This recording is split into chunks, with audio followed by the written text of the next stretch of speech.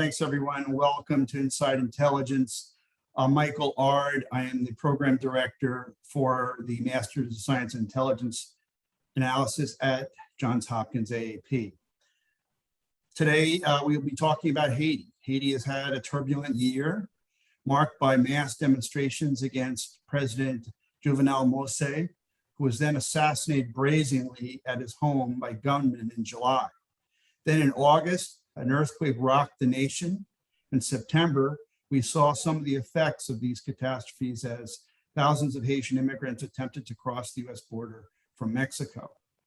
Now, this month, a violent gang kidnapped 17 Christian missionaries, 16 of whom are Americans, which has highlighted the power that gangs have over the nation's beleaguered police.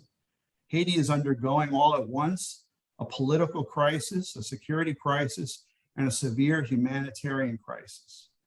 To help us understand all this, we are privileged to have with us Dr. George Fauriol. Dr. Fauriol is a senior associate at the Center for Strategic and International Studies, where he was formerly director of the Americas program. He's also a fellow with the Caribbean Policy Consortium, a think tank Haiti steering group member, and a member of the Inter-American Dialogue. He's also an adjunct faculty member at Georgetown University. Last year, he retired as vice president at the National Endowment for Democracy after having served for many years as also senior vice president at one of the NED's implementing institutes, the International Republican Institute. Dr. Fauriol has extensive international cross-regional field experience, including election-related missions in Africa, Asia, the Caribbean, and Central America. He is widely published, including in Foreign Affairs, Polity, and the Global Americans. And he publishes on the Caribbean Basin politics, US foreign policy and security policy, and democratization dynamics. He holds an MA and PhD in international relations from the University of Pennsylvania. Welcome, Dr. Fauriol. Thanks for joining us. Michael, it's a pleasure to be here. Let me see if I can do justice to this rather complex topic. Small country, but lots of issues to cover. Let me see if I can share the screen with the audience.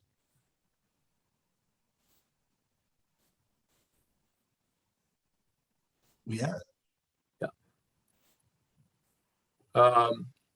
Let me start off in effect with where you open up your introduction, Michael, which is the events of the last 100 days. Whether it's Haiti, it could be any other country around the world.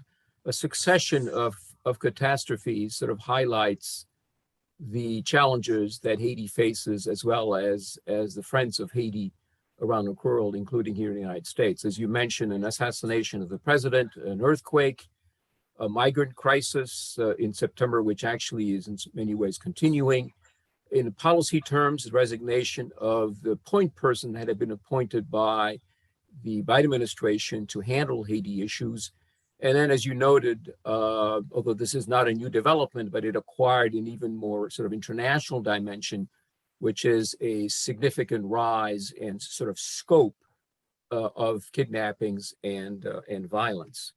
What is sort of the backdrop to these events? I think any observer, a careful observer of Haiti, wouldn't have been able to highlight specifically what has happened in the last 100 days, but some of the symptoms, some of the ingredients have been there for quite a while. So this is just a quick snapshot, if you will, of the last 2 years. The instability in some ways it started before 2019, but you have, particularly in the context of serious demonstrations that paralyzed the country, starting in 2019, a number of demonstrations, some of them became violent. This also generated some uncertainty in the political calendar. There were delayed parliamentary elections. The end result of it was that the late President Moise ended up governing by decree as of January of last year. There was a rather audacious attempt by Moise to also launch a constitutional reform process in the fall of 2020.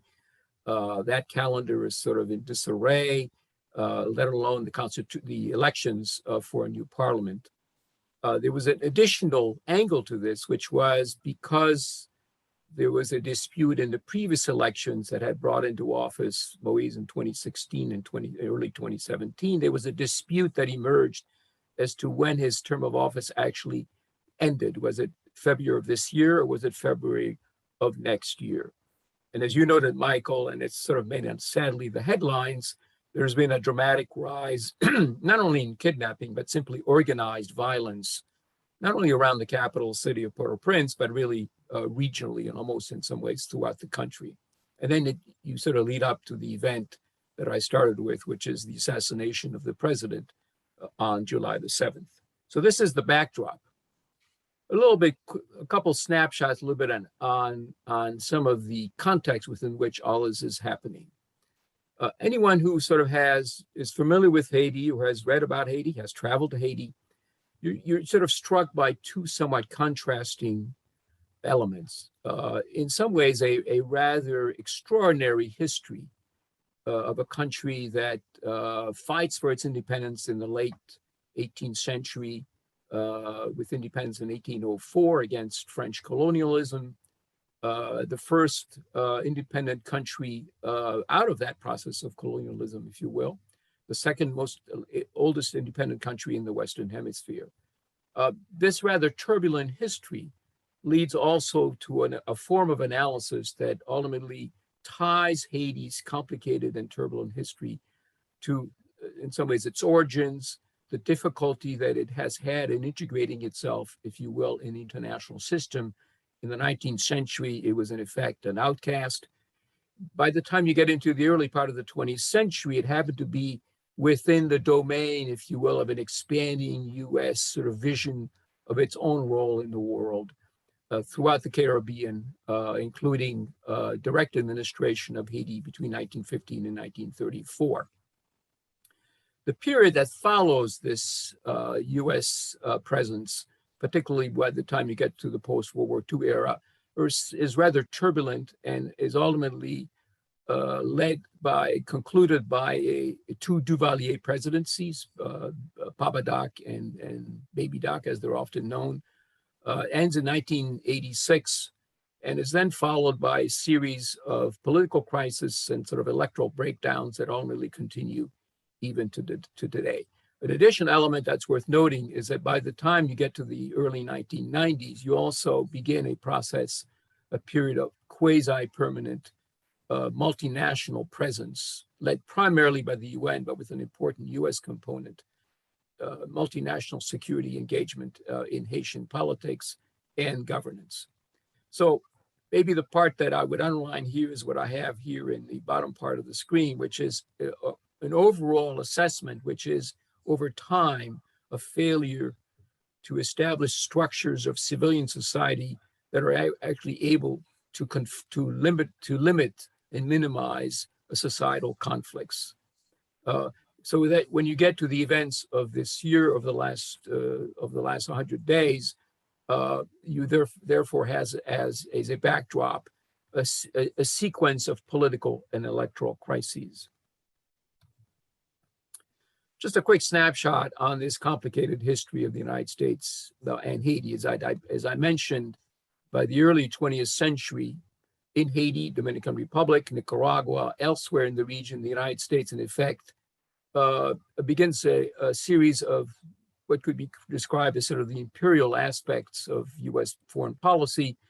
The notion of US Marines coming ashore is sometimes a bit exaggerated, but certainly in places like Haiti, there is some truth to that. The US contingents that actually intervened in Haiti, for example, in 1915, and more or less managed the country until 1934, was led by the Marines.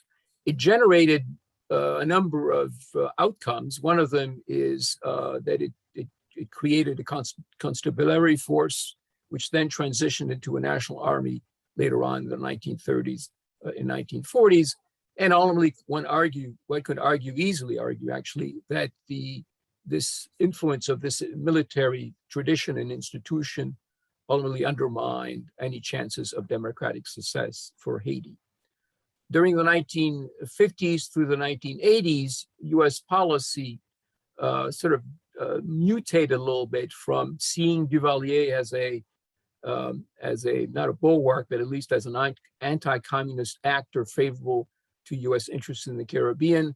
By the time you get to the 1970s, and particularly early 1980s, with both Jimmy Carter and Ronald Reagan, U.S. policy transitions to a greater attention to human rights issues, and ultimately democratization, not only in Haiti, but elsewhere, and therefore a distancing, if you will, of the United States policies from the Duvalier era regimes. What follows is in some ways a transition to what we have today, a series of political crises which lead to international interventions, usually led by the United States. The first one in 1994, when President Jean-Bertrand Aristide was literally returned on the wings of the US military back into office, having been overthrown in 1991. In 2004, during the second presidency of Mr. Aristide, another collapse, which then leads to another international intervention, the 2010 earthquake, which generates another peacekeeping, let alone multinational reconstruction effort. And then it leads us to today's set of crises. As I just noted, the interaction between Haiti and the multinational community has become a layered and complicated one. Just a quick overview here. The key actors when looking at Haiti include the Organization of American States, particularly in the political arena, electoral dynamics. That's in some ways one of the institutions that plays a role in trying to rebuild or supervise or provide assistance in this arena. The UN also plays a role, and then there's a whole universe of non-governmental organizations that also are active in this environment. As I noted a moment ago, since the 1990s in particular, the UN has played an important peacekeeping role with subsidiary initiatives related to police training.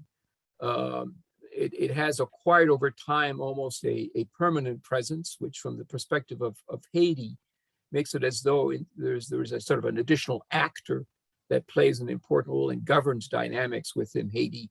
The initial one from 2004 to 2017, which was sort of reduced a little bit in 2017. And by the time you get to 2019 and today, the United Nations Integrated Office in Haiti is a primarily political instrument rather than a peacekeeping one. There is likewise a whole universe of economic development, reconstruction, social development assistance from the World Bank, the IMF, the Inter-American Development Bank, some private sector investments, particularly after the reconstruction, after the 2010 earthquake, a large community of NGOs, large bilateral government assistance, of which the United States is the leading actor. Between 2010 and 2020, we're talking about over $5 billion of direct US assistance across all the sectors that I've mentioned so far. Canada and European Union are also important donors in this regard. All of this has left sort of a mixed bag, if you will, of outcomes from the Haitian perspective. The two questions at the bottom are the ones that everyone may want to reflect on, which is, despite all of this assistance, despite all of this attention, it's unclear exactly what this has really achieved. And some of the questions that are being raised, I think, are relevant ones and came up in the context of the aid that would go to Haiti after the most recent earthquake in August. Who does this assistance actually benefit? Is it going to the right kinds of institutions or people? And what kind of role does all of this assistance, all of these institutions play in actually shaping domestic politics within Haiti? A couple slides here on key dynamics of what, in terms of what manages, if you will, the dynamics of Haitian politics and economics. It's almost too easy to say that Haiti is a poor country. To me, that doesn't really tell you very much. And it also, to some degree, either hides the severity of the problems, as well as in some ways takes away what also should be regarded as a rich history with a lot of resources and certainly a lot of talent. So just a few statistics. It is one of the poorest countries in the Western Hemisphere and one of the poorest countries in the world. The statistic in the middle, I think, is relevant today, considering earthquakes, hurricanes. 96% of Haiti's 11 million people are at a risk of national disaster. And Haiti is actually in that list of small countries which are extremely exposed to climate change. Just a few examples. Below that, the 2010 earthquake basically more or less destroyed an already weak infrastructure in the capital city and killed over 200,000 people. An economic damage which was actually very severe, but the country really is barely recovered from it. Hurricanes are an annual problem for Haiti, some of them more severe than others. The 2016 hurricane was particularly damaging in destroying a large portion, particularly in the southern and southwestern part of the country's fairly limited agriculture potential. And the 2021 earthquake also actually hit exactly the same region and also further destroyed an already limited physical infrastructure. Haiti economically depends heavily and increasingly heavily on a diaspora. All of these challenges have led a lot of Haitians to leave Haiti. This diaspora is particularly active in North America, in the United States and Canada, and provides, by some estimates, over a third of Haiti's GNP in recent years. One other sort of general dynamic, which is important here, and it's as much as an economic one as it is one of governance, endemic corruption at all levels of public governance, and to some degree also even among the private sector. Two quick views on societal dynamics. Again, I think it would be almost too simplistic and not particularly accurate to draw the conclusion that Haiti is in some ways either ungovernable or has somehow something is not quite right with the country. I think this sort of gives you a better sense of what the scope of the problems really are. And there was an interesting World Bank study a few years back that looked at a 40-some year period of economic data and came to the rather alarming conclusion that over that 42-year period, the average per capita income had actually declined over that period rather than actually increase in any measurable way. And the conclusion that it drew, and I agree with that, is that in effect it confirms that much of what the government is trying to do, ultimately much of this actually doesn't function or doesn't function effectively, or ultimately sometimes even wasted. Two quick examples of the sheer scope of the not only sense of corrosion of public governance, but particularly targeted corruption. And I only mention these because of the sheer size of what we're talking about here. Petrocaribe, as probably most of you know, was a Venezuelan government oil program that was designed to ultimately, at a discount, to be sold to countries in the Caribbean, including Haiti, and the difference would be used for social programs in Haiti. None of that actually happened, except the money did arrive, and much of it seems to have disappeared. And the numbers here, 1.5 to 2.5, we're talking about billions of dollars. These are just enormous amounts that have just disappeared. The earthquake reconstruction projects after 2010 were significant. I mean, the amount of aid was quite impressive in a way. And a lot of it was either wasted or simply diverted and never really even reached Haiti. So these are kind of examples of the frustrations, I think, both on the international community side, but obviously also on the Haitian side, where the average Haitian citizen sees these things and just wonders what happened? What's the explanation? One partial explanation also, which is useful to look at in terms of the social structure in Haiti, is a bifurcated universe between those that in effect live partially in Haiti, partially in the international community. A difference that exists between some of the elites, particularly in the capital city and the rest of the country. Some of it is geographical, since travel around the country, I mean, transportation is really not all that simple and easy to do. Even language is to some degree an issue. I mean, Creole is really the language of Haiti, but there's sort of a backdrop, particularly in more formal political and sort of legal environments that take place partly in French. Some of the official government documents are issued in French, which interestingly enough is a language that most of the people in the country actually not only don't speak, but actually don't read. So it actually limits, if you will, the interaction and the involvement of large portions of the populations in political and social dynamics. I might add here that there's also a growing element and influence of the English language, partially because of the growing international presence in Haiti over the last several decades, but also the large diaspora that goes back and forth between North America and Haiti. A quick overview on another aspect of social dynamics. Some of you may already know this. The end result of this sort of rather separate duality, if you will, of society are fairly weak political party structures that often are really more personalistic electoral vehicle than anything else.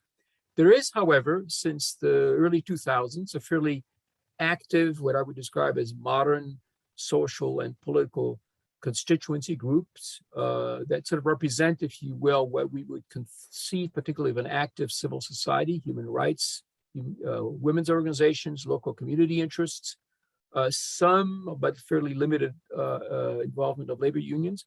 Students can be quite active. In fact, they were quite active in 2019 demonstrations on Petrocaribe. A lot of this universe is tied in and supported by international network of international donors, and particularly the NGO community, which has led some to observe that Haiti is in effect partially run by what some have called the Republic of NGOs, which sort of, in effect, finances everything, organizes everything, and ultimately shapes a lot of what happens in Haiti. As I mentioned, there's an increasingly active Haitian diaspora in North America, particularly the United States, which plays not only a role in economic terms, but increasingly politically. Like in the rest of the Caribbean, the churches play an important social and community role, as well as to some degree political role, although like the rest of the Caribbean, particularly Latin America, the Catholic Church has sort of been bifurcated between the more conservative and more liberal and progressive wings. There is also in Haiti a strong presence of Protestant denominations that likewise have over the last several decades sometimes translated into political roles. This includes grassroots evangelical churches, and there's a particularly strong link with US-based missionary initiatives, which play a highly visible role in Haiti, and explains why, for example, the target of the kidnappers just 10 days ago, this is not just an isolated case. There are actually a lot of missionary groups in Haiti operating from the United States. A quick view on governance dynamics, which I think one can imagine a little bit from what I've just said so far. Inability really to develop a political consensus on how to govern Haiti. This almost sounds like a rather obvious statement, but it's probably worth mentioning it up front here.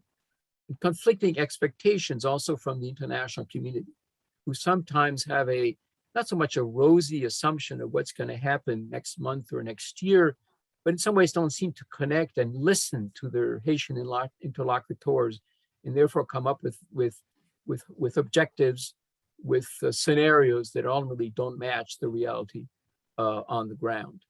At the bottom here, the third bullet here in some ways highlights what I've already have mentioned, which is it leads to breakdowns.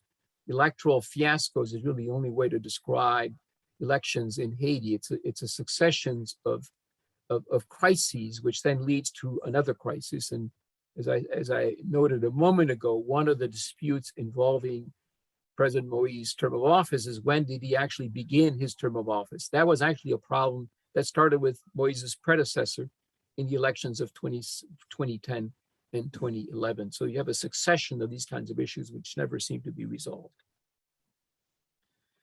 Election is an important issue, and if you want to understand the present context of some of the unanswered problems that both Haitian leadership as well as the international community now has to address, involves both elections as well as a proposal by the late President Moïse to revise the 1987 Constitution. There's a widespread consensus that that Constitution probably needs to be revised. Some elements of it are, in effect, have not particularly worked effectively in the Haitian context. Just to give you an example, there's a rather convoluted calendar of electoral events that are generated because the terms of office for the two chambers in the parliament don't match. One is 4 years, the other one is 6 years. And the term of office for the president nominally is actually 5 years. So what you end up with is a succession of elections. Not surprisingly, by the time you get to the last 10, 15 years, many Haitians have decided none of this was actually even worth bothering to go to the ballot box because really nothing ever changes and it's hard to follow. And also it to some degree undermines, but in the minds of many, what does democracy really mean if basically you end up going to voting several times over a period of a couple of years and nothing ever changes. The last two presidential elections, the participation rate basically suggested that around 20% of the population simply did not even bother to go and vote. Since this is a little bit in the news, a quick snapshot of security dynamics. First, the armed forces. They have historically played, either in terms of institution or in terms of the leadership of that institution, played an important role in shaping Haitian politics. It is actually one of the products of the US occupation in the early part of the 20th century, which is it actually reorganized and, if you will, modernized that institution. Initially, it became the Garde d'Haïti, and it mutated after the United States left into the Haitian armed forces. It was sort of reinvented, arguably maybe weakened, but reinvented as a political instrument, even more so during the Duvalier dictatorships in the 60s and 70s.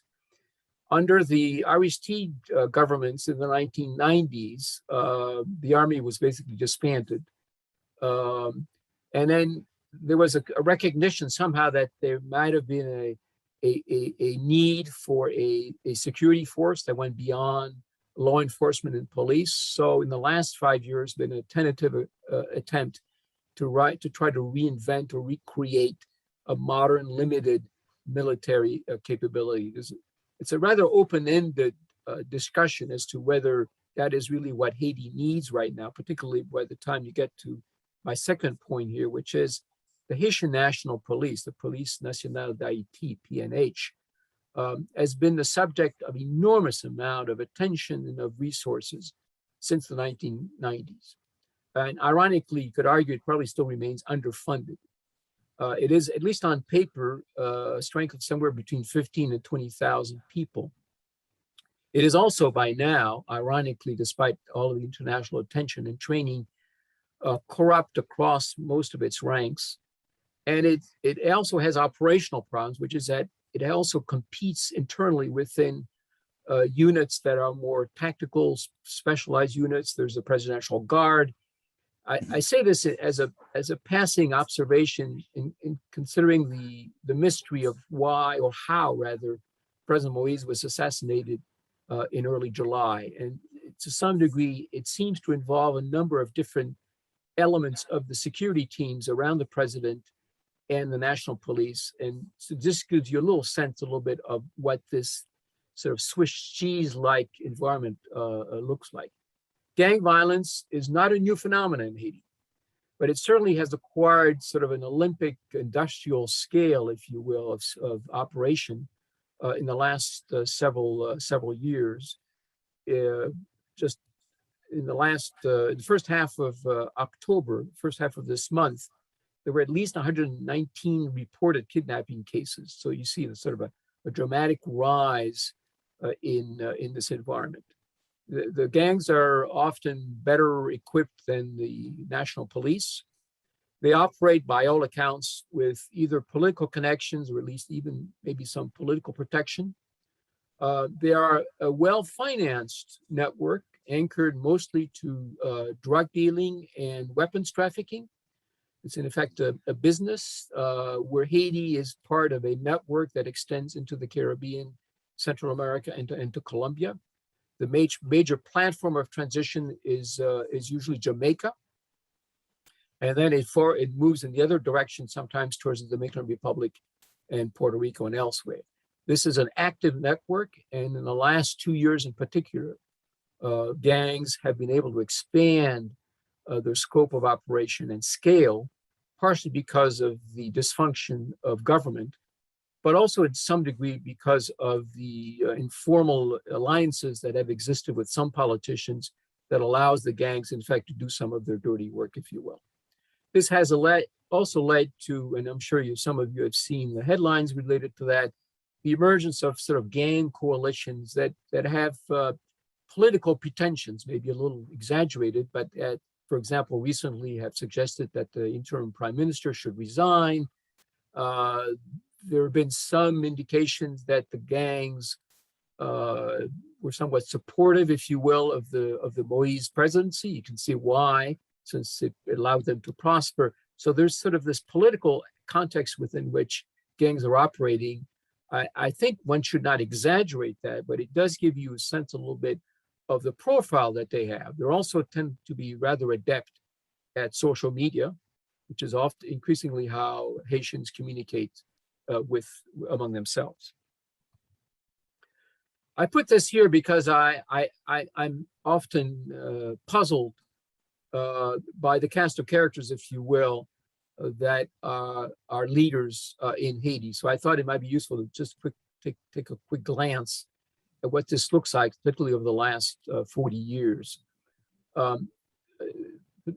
Haiti's national leadership since the fall of the Duvalier era has transitioned to a series of individuals, and I sort of categorize them: the generals, the populists, the technocrats, and the followers, who in some ways represent the two individuals. René Préval followed Jean-Bertrand Aristide in the 90s and in the 2000s.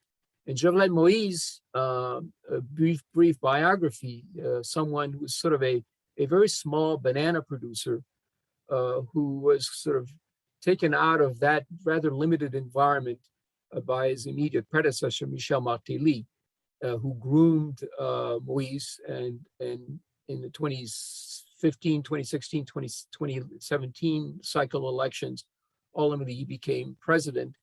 To some degree, some people have accused Moïse of being somewhat of a populist, like his predecessor Martelly. I would think that he fills more of the category of the inexperienced follower, a politician category. René Préval was actually a fairly professional politician, but had the handicap of working in some ways in the succeeding years of the populist and quite visible international politician Aristide, who actually is still living in Haiti today. Societal actors have an important role to play, particularly in the current context of the crisis, where there's been a sort of a slow attempt to try to find a to develop an emerging consensus among Haiti's various political actors, and therefore increasingly are also the actors that the international community ultimately is probably wanting to work with, or at least consult with, in the process of trying to come up with a solution to Haiti's multiple crises. Finally, let me just conclude, for those of you who want to look over the horizon among different issues, one would be upfront, a clarity about what happened with the Moïse assassination.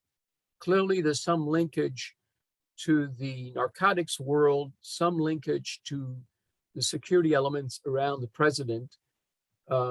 There's a wider circle involving actors in Haiti, in the United States, in Colombia. The problem with all of this, it doesn't seem to add up to a recognizable explanation as to what happened, let alone the actual motive for why killing the president is the part that still remains unanswered. And as long as this issue is out there, it really breeds a high level of distrust among key political actors in Haiti. Political consensus is something that actually the United States now and other actors are really trying to not pressure, but at least encourage Haitians to develop this sort of consensus agreement as to how to push the country out of the crises. The underlying factor, however, now as a backdrop is the high level of crime, kidnapping, gang violence. That has to be addressed in some ways rather quickly, particularly if the country is going to move towards elections. You need to have electoral security, candidates security, and so forth. So this is an important element. Constitutional reform, election, and the timetable, as I mentioned earlier, are also issues that one needs to keep an eye on. In some ways, that's the process that ultimately will push Haiti towards a new beginning, and all that is basically at this point up in the air, except that the timetable, by some accounts, may drag on all the way into 2023, which has a lot of implications for the United States and other international actors.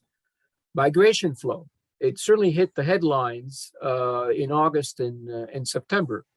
But make no mistake, this is not an issue which is going to go away. The flow of Haitian migrants moving up from South America through Central America it continues. And the difficulties that Haiti finds itself in politically and certainly economically suggests that the outflow of Haitians is likely going to continue. There is an element in U.S. policy, the temporary protective status, which has allowed Haitians who came to the United States after the 2010 earthquake to remain in Haiti. That status is sort of remains sometimes in limbo, but keeps being extended year after year by each administration. The question becomes whether the most recent events in Haiti may qualify additional Haitians to fall under sort of an extended version of the TPS. And as a sort of a side note to the contemporary world that we live in, curiously, COVID-19 was not a big issue in Haiti until earlier this spring. Part of the reason why, to some degree, was the isolation of the country. And secondly, there were probably a lot of unreported cases which went under the radar. But earlier in the spring and earlier summer, infection rates have begun rising.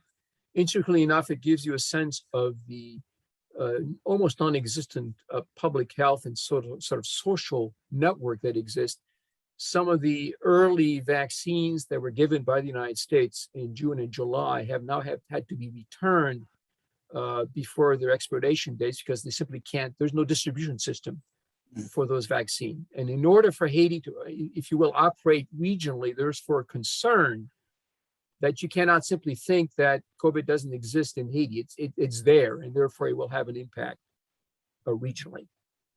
On that cheerful note, let me stop here, Michael. I thought I've covered a lot of material, but I'm happy to try to extend some of those issues a little further or simply answer questions. Thank you. Great. Yeah, thank you very much, George. Highly detailed, helped us really sort things out. Extremely complicated topic, we know. And I invite everybody to post a question in the chat, and we will be getting to them momentarily. But a few things that, strike out from this presentation is a lot of different problems, but it seems like right now security is paramount. That a lot of things can't happen unless the country gets more secure. There's some ability to move fuel, move food, move vaccines, and even get to a point where they can have elections. I mean, what are the prospects for any type of return to security here in the short term? Well, it's an interesting question. I mean, there are two lines of thought that have emerged in the last several months. One particularly after the assassination of the president, where there was an early call by some actors, including the United States, for the insertion of a U.S. military security presence. Right. There is sort of a broader initiative that has now emerged that would suggest, in effect, marrying that with a more robust multinational UN-led, if you will, force. The problem with that concept is it's unclear exactly what its specific mission would be. and how does it ultimately operate in an environment where the government of Haiti barely functions? So that needs to be clarified. There's also a secondary issue, which I alluded to a little bit earlier in my presentation, which is among a lot of Haitians, including political leaders in Haiti, there is a hesitation to accept this sort of easy solution. When there's trouble in Haiti, call up the Americans, they'll come in, they'll fix things, and then they'll leave, and then everything falls apart again. So there needs to be a better understanding of what is the actual purpose. That's why I think that the third options are maybe more useful and ultimately interesting in the short to midterm. One of them is one can ultimately really think that there are ways the United States, Canadians, others can help in targeting specific security problems. The gangs don't operate in a vacuum. The connection with the rest of the Caribbean when it comes to arms trafficking and drug flow is something the United States actually has some sense of. The maritime flow that exists between Haiti and its Caribbean neighbors is open-ended and therefore can probably be reduced if there was a focused attention on the part of the United States and other actors. Secondly, security can also mean something else in terms of specific events within Haiti itself. I mentioned electoral security, for example. Once a timetable has been agreed to, this is important, by Haitian political actors for a constitutional reform, perhaps, and also elections, you can then associate a security mandate that relates primarily to the electoral process. And then not just the day of the elections, but actually the entire period of the campaign and the period following the campaign towards inauguration. This could be 9 months, almost a year, is a specialized kind of capability that has a specific purpose.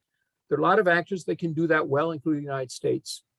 And that, again, it's a targeted insertion, if you will, of security. And then finally, and not thirdly, but important in the same context, is security is also in some ways an issue that involves institutions within Haiti itself.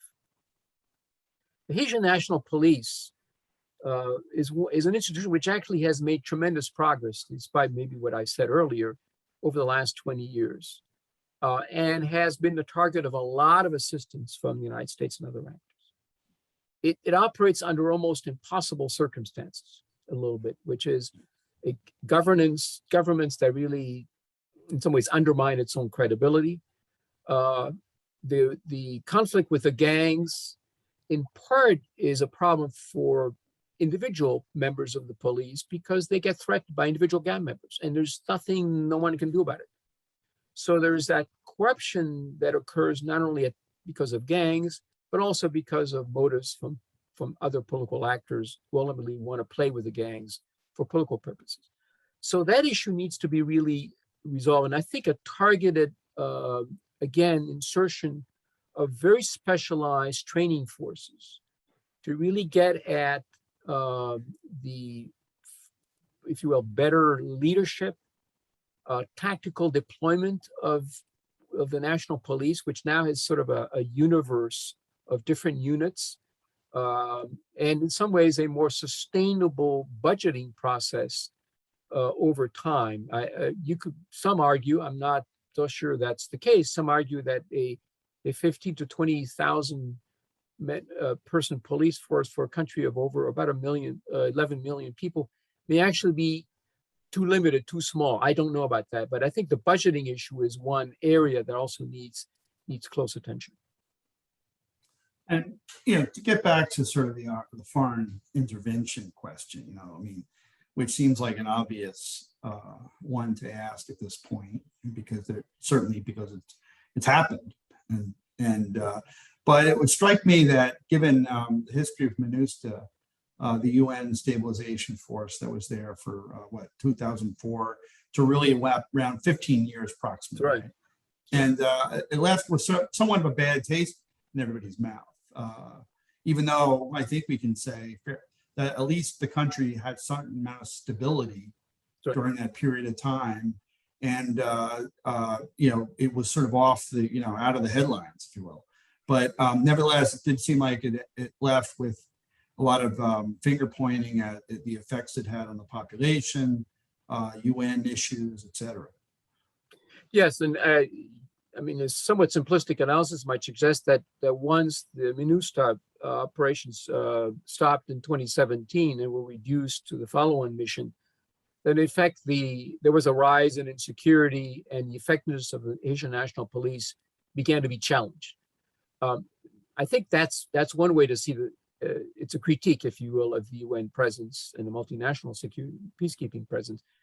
You could also argue that in some cases there was maybe a misdirection of efforts. The irony in the early part of MINUSTA was that the UN itself, in order to be able to deal with particularly gang violence in some of the slums around the capital city, ended up basically dealing with the gangs themselves, the gang leaders themselves. That arguably gave rise to a certain level of legitimacy to gang leadership in those neighborhoods. The other issue is, in some ways, that in some ways I think the transition from the purely peacekeeping and police training operation to, in effect, maintenance, sort of over time of a budget, of a training program. There was an assumption somehow that that would happen on its own once the UN and the multinational peacekeeping presence left. That was a mistake.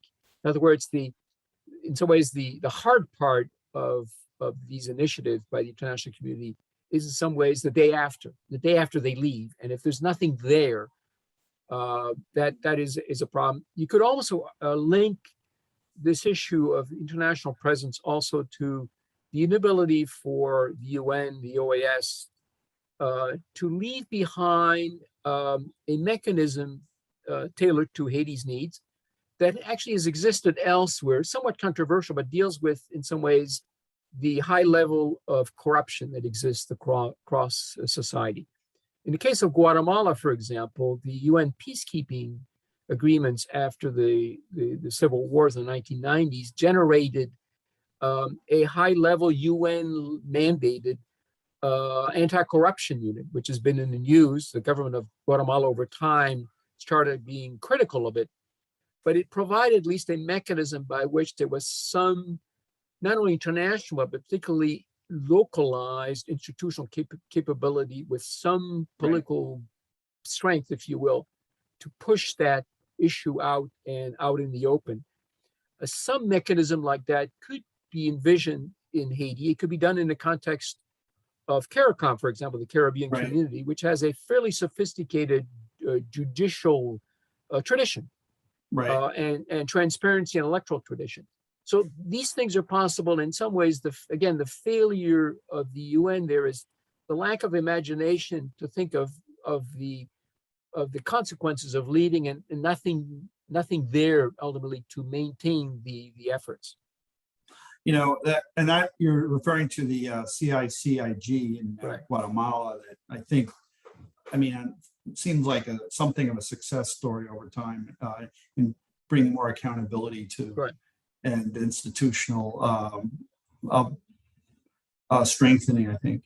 One thing that struck me is, an article that was in the New York Times, I think in July, which was noting in the really closely following the death of the president, Moshe, was the jockeying of potential Haitian candidates for the presidency and their employment of public relations firms in DC, really in a sense bringing their campaign to Washington first, which is very telling about how Haitian elites see where they need to be spending their time and money. Yes, for a country whose finances are not only limited but primarily subsidized through international donors, there is a heavy dose in the political context of lobbying that occurs. It's directly related to Washington. It has, in the present context, for example, led to speculation, for example, why the president was assassinated. I think that's kind of a stretch. I don't think that's the rationale for someone wanting to kill him. But it certainly has a universe of individuals that pay particular attention to certain audiences on Capitol Hill, notably, but it's also true regionally. For example, in New York, New Jersey arena, where there's a large Haitian diaspora, this has led to sort of local voices suggesting names, primarily from the diaspora, as potential candidates for the presidency. There's sort of this almost cacophony of names, of suggestions. Most of it, honestly, is devoid of sometimes any reality and connection to Haiti itself. But it spends a lot of energy, and it unfortunately sometimes diverts the attention of people that ultimately, particularly in policymaking environments, that actually could make a difference in Haiti or U.S. Haiti policy. It leads them to listen to a particular voice, to a particular constituency, that ultimately is a narrow representation, if you will, of what Haiti really needs. Another issue. I mean, this feels like this is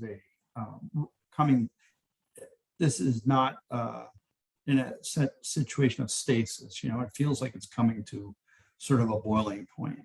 And I think perhaps with this issue of the kidnapped missionaries, President Biden made a strong statement, I think yesterday about it, or maybe where, the resources that we're putting into getting missionaries freed. I mean, this, as you point out, these things had been happening in Haiti. There were other high profile kidnappings, but this one really captured people's attention.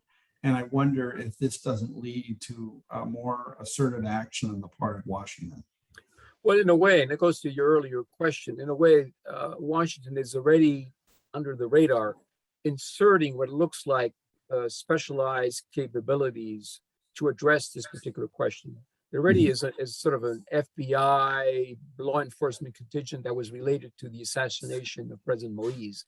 But that has now expanded, if you will, to a broader target, which is gang violence, and then more specifically, the kidnapping of the missionaries. It wouldn't surprise me if that gets expanded. I mean, reports of the last day or two suggest that, in effect, there's a dialogue, maybe a charitable way to put it, a dialogue occurring with the kidnappers, which may in fact be one more directly related to what the United States can ultimately put to bear on this issue, and ultimately have the gangs kind of feel that ultimately potential threat. I think that may explain it. The resolution of this problem in some ways, that probably then invites to a more formal initiative that actually deals with gangs. Thanks. This will be the last question I asked, and it was just something that always struck me when we were dealing with the issue in the government, right, back in 2010, and the earthquake. And one of our interlocutors and advisors on this to understand Haiti was Robert McGuire, and then at Trinity. And one of the things that he said, and it became something that we would repeat among ourselves, was, he would say that if there's ever a nuclear war, I'm going to take the first plane I can get to Port-au-Prince and wait it out there. And his reasoning was because the Haitians will figure out a way to get through it. And he had a lot of respect for their internal fortitude and their sense of pulling together in times of crisis. So is there just a comment from you on that? I thought that was there was always a ray of hope in that expression from Bob McGuire. Well, Bob has long experience and is a very astute observer of Haitian political dynamics, and a lot of, in some ways, the analysis of contemporary Haiti from the United States, in fact, is derived from Bob's own area of analysis. I think he's right in one important way, and it's difficult to capture, in a sense that anyone who follows and watches Haiti over time is in some ways struck by the contrast that exists between the personal interaction that you will have with Haitians, culturally, history. It is a extraordinarily rich environment, yet somehow it's matched up with a dramatically tragic, if you will, political history. And the two clash, but they lead, includes me, I guess, and I'm sure Bob is in that universe as well, lead to actually keep trying, keep wanting to push further, if you will, that interaction, because there's really something quite remarkable about Haiti. It clearly has survived. What I didn't mention in my PowerPoint is that what's remarkable in some ways that all of these catastrophes, natural, political, and otherwise, only keep generating a sense that Haiti is Haiti. The Haitians are Haitians. There's no loss of that. And it's quite remarkable considering their rather rich, if you will, and complicated history. Yeah, thank you very much. George, thanks very much today for coming to be with us on Inside Intelligence and talking to us about the very complicated and difficult problems Haiti is facing now. We're glad that you're on this. I know that you'll be very busy on this topic for months to come. We hope that we'll start seeing some improvement, especially on the security and political side, so things can start moving in the right direction. And what perhaps our special envoy Kenneth Merton will start making a difference there. But again, thanks. We'd like to have you back, and good luck with your work on this. And everybody follow George's columns in Global American, where he writes very astutely about Haiti. Our next program will be on November 17th, where Joseph Garden will join us, the former Vice Chairman of the National Intelligence Council and present Managing Editor of Studies of Intelligence. And he will speak about the future of intelligence analysis. So again, thank you very much for being with us, and we'll see you next time. Thank you, Michael. Thank you. Bye. Appreciate it. Thank you. Thank you.